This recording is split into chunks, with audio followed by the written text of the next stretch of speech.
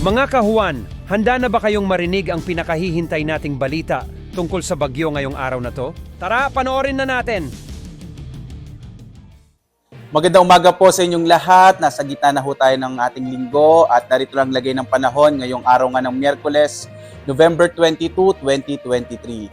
Sa ngayon ho, base sa ating latest satellite images, makikita nyo ho ang northeast monsoon o yung hanging amihan ang nakaka-apekto partikular na sa malaking bahagi ng Luzon habang nariyan pa rin ang shear line. O ito ho yung banggaan ng malamig na hanging amihan at yung mainit na hangin na mula naman dito sa easterlies o dito sa karagatang Pasipiko. Ang nangyayari ho kasi kapag meron tayong malamig na hangin at mainit na hangin, ang tendency ho umaangat yung mainit na hangin habang bumababa naman yung malamig na hangin. At dahil doon, nagkakaroon ng mga kaulapan, kaya ho nagkakaroon tayo ng mga pag-ulan, partikular na nga dito sa may silangang bahagi ho ng Kabisayaan, yung Eastern Visayas, nakararanas pa rin ng mga pag-ulan, gayon din yung Bicol Region, at umaabot na ho dito sa may bahagi nga ng Quezon Province.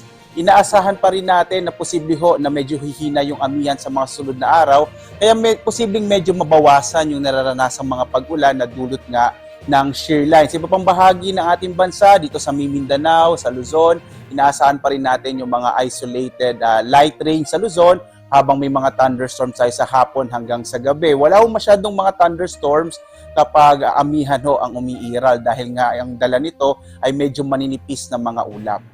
So sa ngayon din ho, wala tayong minomonitor na anumang low pressure area. Ibig sabihin ho, posible hanggang weekend, baka nga po hanggang long weekend, araw ng Lunes wala hong pasok, ay posible ho na walang mabuo na bagyo. Pero patuloy pa rin natin itong imo-monitor.